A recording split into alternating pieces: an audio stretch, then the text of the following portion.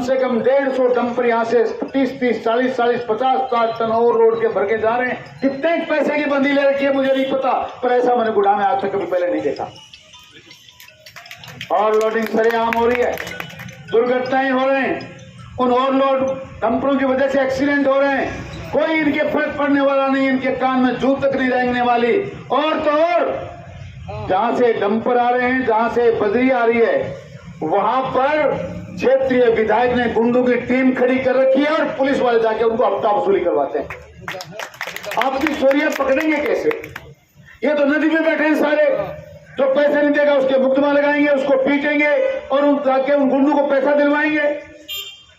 इस प्रकार की हफ्ता वसूली जहां होने लग जाए, जहां हत्याएं होने लग जाए, इंसानों के साथ अपहरण होने लग जाए, चोरियां और डकैती होने लग जाए, तो समझ लेना कि कहीं भी वहां का प्रशासन और वहां का प्रजातंत्र मामला सारा निरंकुश है और इस निरंकुशता को आपके बिना कोई खत्म कर नहीं सकता।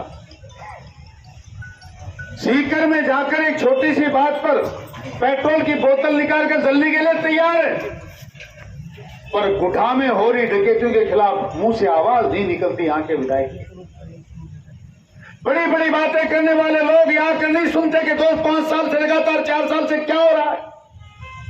कभी मणकसास में मदर मनकस की हत्या हो रही है, कभी किसी नाबालिग बेटी का अपहरण हो रहा है, कभी कहीं किसी के हाथ पैर तोड़े जा रहे हैं, कभी व्यापारियों के साथ लूट खसोट और डाके डाले जा रहे हैं।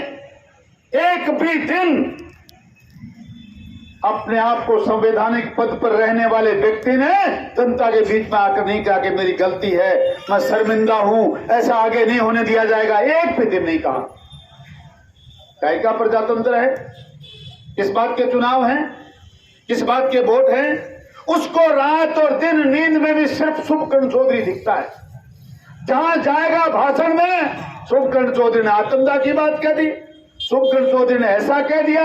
अरे भैया, ये जनता तुम्हारी बाल घाल रही है, ये क्या करिए, इसको सुनो। भाषा की मर्यादा की बात करने वाले पेट्रोल में चल रहा था उस दिन, तेरे कुछ नहीं कहा। वहां सीकर में तुम्हारे वोट पड़ रहे थे, या उदयपुर वाटी की जनता त्राईमाम कर रही है, बातें कर रहे हो। कल बड़ी जोरदार भाषण दे रहे थे, निवम हमारे गौरवपथ की बात, गौरवपथ बनाया था भारतीय जनता पार्टी ने। उदयपुर वाटी में लोग देखने आते हैं। शाकंभरी रोड तो आज भी टूटी पड़ी है और उसके लिए जनता कहेगी। गुड़ा में डाके डाले जा रहे हैं, जनता कहेगी। मंदिर की जमीनों पे कब्जे हो रहे हैं, जनता कहेगी। लगातार 5 साल से जो कुछ 4 साल से आप कर रहे हो, जनता से कुछ छुपा नहीं है। जनता जानना चाहती है आपकी सरकार क्या कर रही है, आपकी पुलिस क्या कर रही है। आप जनता से कि दोबारा पकड़े गए अपराध बरामद किए बच्चे के लिए एसपी के साथ लेकर मालाएं पहनना चाहते हो। मालाएं बहुत दिन पहनाने वाले हैं जनता।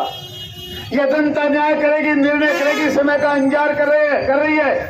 और वरना कान खोल के सुन लो, 1 महीना हो गया, इससे ज्यादा बर्दाश्त कोई कर नहीं सकता।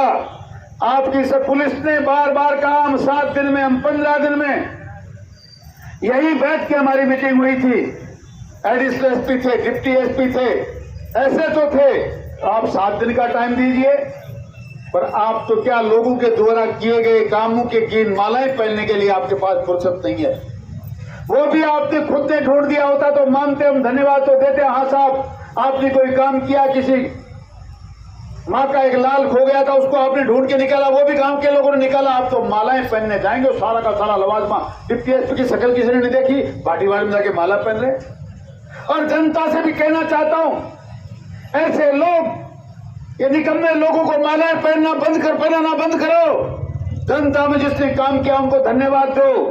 उनको धन्यवाद दोगे, वो एकजुट रहेंगे तो कम से कम न्याय मिलेगा। चोरियां भी पकड़ी जाएंगी, डकैतियां भी पकड़ी जाएंगी। इसलिए जो हो रहा है, जो होना चाहिए, उसको मानने की कोशिश करो। काम जनता के लोग करते हैं, मालाएं आप इन गुंडों को पहनाते हो। ये सारे के सारे गुंडागर्दी में, चोरी में, डकैती में मिले हुए लोग हैं। जब तक इस बात को आप लोग कहना शुरू करोगे नहीं, तब तक न्याय मिलने वाला नहीं है। मैं जनता से आह्वान करता हूं, बहुत बार हो गई लगातार यहां सड़क पर बैठकर इनके रास्ते खुले छोड़कर हमने इनको बहुत ज्यादा समय दे दिया। बहुत बार और मित्रों में आपसे कहना चाहता हूँ, ग्रामीण बंधुओं से भी मैं निवेदन करना चाहता हूँ, अब ये बर्दाश्त नहीं किया जाएगा और प्रशासन को भी चेता देना चाहता हूँ, या तो आप कोई कायदे की बात करो, न्याय चोरी और डकैती को ढूंढने का कोई टाइम तय करो और अभी आप हमारे पास आके जवाब दो, वरना आज हम इस बात के लिए भी सोचने को मजबूर हो रहे हैं।